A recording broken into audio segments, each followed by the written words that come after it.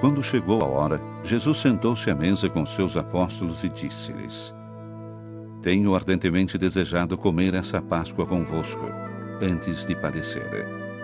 Pois digo-vos que já não a voltarei a comer, até ela ter pleno cumprimento no reino de Deus. Tomando uma taça, deu graças e disse: Tomai e reparti entre vós. Pois digo-vos que não tornarei a beber do fruto da videira, até chegar o reino de Deus. Tomou então o pão e, depois de dar graças, partiu-o e distribuiu por eles, dizendo: Isto é meu corpo, que vai ser entregue por vós. Fazei isto em minha memória. Depois da ceia, fez o mesmo com o cálice, dizendo: Esse cálice é a nova aliança no meu sangue, que vai ser derramado por vós. No entanto, vede, a mão daquele que me vai entregar está comigo à mesa. O Filho do Homem segue o seu caminho, como está determinado. Mas ai daquele por meio de quem vai ser entregue. Começaram a perguntar uns aos outros qual deles iria fazer semelhante coisa. Levantou-se entre eles uma discussão sobre qual deles devia ser considerado o maior. Jesus disse-lhes: Os reis das nações imperam sobre elas, e os que nelas exercem autoridade são chamados benfeitores. Convosco não deve ser assim. O que for maior entre vós seja como o menor, e aquele que mandar, como aquele que serve. Pois quem é maior, o que está sentado à mesa ou o que serve? Não é o que está sentado à mesa. Ora, eu estou no meio de vós, como aquele que serve. Vós sois os que permaneceram sempre junto de mim nas minhas provações, e eu disponho do reino a vosso favor, como meu Pai dispõe dele a meu favor, a fim de que comais e bebais à minha mesa, no meu reino. E haveis de sentar-vos em tronos, para julgar as 12 tribos de Israel. E o Senhor disse: Simão, Simão, olha que Satanás pediu para vos joelhar como trigo. Mas eu roguei por ti, para que a tua fé não desapareça. E tu, uma vez convertido, fortalece os teus irmãos. Ele respondeu-lhe: Senhor, estou pronto a ir contigo até para a prisão e para a morte. Jesus disse-lhe: Eu te digo, Pedro, o galo não cantará hoje sem que por 3 vezes tenhas negado conhecer-me. Depois acrescentou: Quando vos enviei sem bolsa, nem alforje, nem sandálias, faltou-vos alguma coisa? Eles responderam: Nada. E ele acrescentou: Mas agora, quem tem uma bolsa, que a tome, assim como alforje, e quem não tem espada, venda a capa e compra uma. Porque digo-vos, deve cumprir-se em mim esta palavra da Escritura. Foi contado entre os malfeitores. Efetivamente, o que me diz respeito chega ao seu termo. Disseram-lhe eles: Senhor, aqui estão 2 espadas. Mas ele respondeu-lhes: Basta. Saiu então e foi, como de costume, para o Monte das Oliveiras. E os discípulos seguiram também com ele.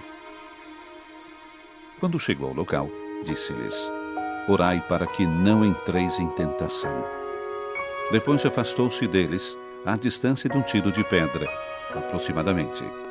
E pondo-se de joelhos, começou a orar, dizendo: Pai, se quiseres, afasta de mim esse cálice.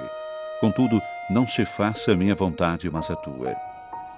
Então, vindo do céu, apareceu-lhe um anjo que o confortava. Cheio de angústia, pôs-se a orar mais instantemente, e o suor tornou-se-lhe como grossas gotas de sangue que caíam na terra. Depois de orar, levantou-se e foi ter com os discípulos, encontrando-os a dormir, devido à tristeza. Disse-lhes: Por que dormis? Levantai-vos e orai, para que não entreis em tentação. Ainda ele estava a falar quando surgiu uma multidão de gente. Um dos 12, o chamado Judas, caminhava à frente e aproximou-se de Jesus para o beijar. Jesus disse-lhe: Judas, é com um beijo que entregas o Filho do Homem? Vendo o que ia suceder, aqueles que o cercavam perguntaram-lhe: Senhor, ferímo-los à espada? E um deles feriu um servo do sumo sacerdote, cortando-lhe a orelha direita. Mas Jesus interveio, dizendo: Basta, deixai-os. E tocando na orelha do servo, curou-o. Depois, disse aos que tinham vindo contra ele, aos sumos sacerdotes, aos oficiais do templo e aos anciãos: Vós saístes com espadas e varapaus, como se fosseis ao encontro de um salteador. Estando eu todos os dias convosco no templo, não me deitastes as mãos, mas esta é a vossa hora e o domínio das trevas. Apoderando-se então de Jesus, levaram-no e introduziram-no em casa do sumo sacerdote. Pedro seguia de longe. Tendo acendido uma fogueira no meio do pátio, sentaram-se e Pedro sentou-se no meio deles. Ora, uma criada, ao vê-lo sentado ao lume, fitando-o, disse: Esse também estava com ele. Mas Pedro negou-o, dizendo: Não o conheço, mulher. Pouco depois, disse outro ao vê-lo: Tu também és dos tais. Mas Pedro disse: Homem, não sou. Cerca de 1 hora mais tarde, um outro afirmou com insistência: Com certeza, este estava com ele. Além disso, é Galileu. Pedro respondeu: Homem, não sei o que dizes. E no mesmo instante, estando ele ainda a falar, cantou um galo. Voltando-se, o Senhor fixou os olhos em Pedro. E Pedro recordou-se da palavra do Senhor quando lhe disse: Hoje, antes de o galo cantar, irás negar-me 3 vezes. E vindo para fora, chorou amargamente. Entretanto, os que guardavam Jesus troçavam dele e maltratavam-no. Cobriam-lhe o rosto e perguntavam-lhe: Adivinha quem te bateu? E proferiram muitos outros insultos contra ele. Quando amanheceu, reuniu-se o conselho dos anciãos do povo, sumos sacerdotes e doutores da lei, que o levaram ao seu tribunal. Disseram-lhe: Declara-nos se tu és o Messias. Ele respondeu-lhes: Se vos disser, não me acreditareis, e se vos perguntar, não respondereis. Mas, doravante, o Filho do Homem vai sentar-se à direita de Deus Todo-Poderoso. Disseram todos: Tu és então o Filho de Deus? Ele respondeu-lhes: Vós o dizeis, eu sou. Então exclamaram: Que necessidade temos já de testemunhas? Nós próprios o ouvimos da sua boca. Levantando-se todos, levaram-no a Pilatos e começaram a acusá-lo nesses termos: Encontramos este homem a sublevar o povo, a impedir que se pagasse tributo a César e a dizer-se ele próprio o Messias Rei. Pilatos interrogou-o: Tu és o rei dos judeus? Jesus respondeu: Tu o dizes. Pilatos disse então aos sumos sacerdotes e à multidão: Nada encontro de culpável nesse homem. Mas eles insistiram, dizendo: Ele amotina o povo, ensinando por toda a Judéia, desde Galiléia até aqui. Ao ouvir isso, Pilatos perguntou se o homem era galileu, e ao saber que era da jurisdição de Herodes, enviou a Herodes, que também se encontrava em Jerusalém nesses dias. Ao ver Jesus, Herodes ficou extremamente satisfeito, pois havia bastante tempo que o queria ver, devido ao que ouvia dizer dele, esperando que fizesse algum milagre na sua presença. Fez-lhe muitas perguntas, mas ele nada respondeu. Os sumos sacerdotes e os doutores da lei, que lá estavam, acusavam-no com veemência. Herodes, com seus oficiais, tratou-o com desprezo e, por troça, mandou-o cobrir com uma capa vistosa, enviando-o de novo a Pilatos. Nesse dia, Herodes e Pilatos ficaram amigos, pois eram inimigos um do outro. Pilatos convocou os sumos sacerdotes, os chefes e o povo e disse-lhes: Trouxestes esse homem à minha presença como se andasse a revoltar o povo. Interroguei-o diante de vós e não encontrei nele nenhum dos crimes de que o acusais. Herodes tampouco, visto que nulo mandou de novo. Como vedes, ele nada praticou que mereça a morte. Vou, portanto, libertá-lo depois de o castigar. Ora, em cada festa, Pilatos era obrigado a soltar-lhes um preso, e todos se puseram a gritar: A esse mata-o, e solta-nos Barrabás. Esse último fora metido na prisão por causa de uma insurreição desencadeada na cidade e por homicídio. De novo, Pilatos dirigiu-lhes a palavra, querendo libertar Jesus. Mas eles gritavam: crucifica-o, crucifica-o. Pilatos disse-lhes pela terceira vez: que mal fez ele, então? Nada encontrei nele que mereça a morte. Por isso vou libertá-lo depois de o castigar. Mas eles insistiam em altos brados, pedindo que fosse crucificado, e os seus clamores aumentavam de violência. Então Pilatos decidiu que se fizesse o que eles pediam. Libertou o que fora preso por sedição e homicídio, que eles reclamavam, e entregou-lhes Jesus para o que eles queriam. Quando o iam conduzindo, lançaram mão de um certo Simão de Cirene, que voltava do campo, e carregaram-no com a cruz, para levar atrás de Jesus. Seguiam Jesus uma grande multidão de povos e umas mulheres que batiam no peito e se lamentavam por ele. Jesus voltou-se para elas e disse-lhes: filhas de Jerusalém, não choreis por mim, chorai antes por vós mesmas e pelos vossos filhos. Pois virão dias em que se dirá: felizes as estéreis, os ventres que não geraram e os peitos que não amamentaram.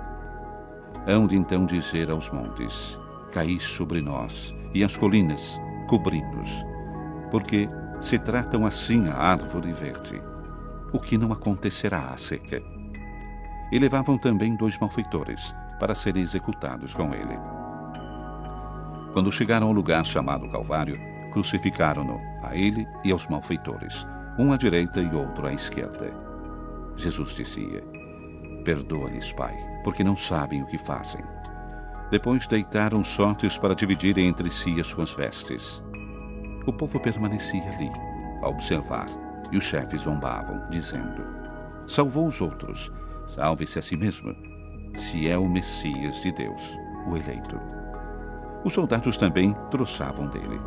Aproximando-se para lhe oferecerem vinagre, diziam: se és o rei dos judeus, salva-te a ti mesmo. E por cima dele havia uma inscrição: esse é o rei dos judeus.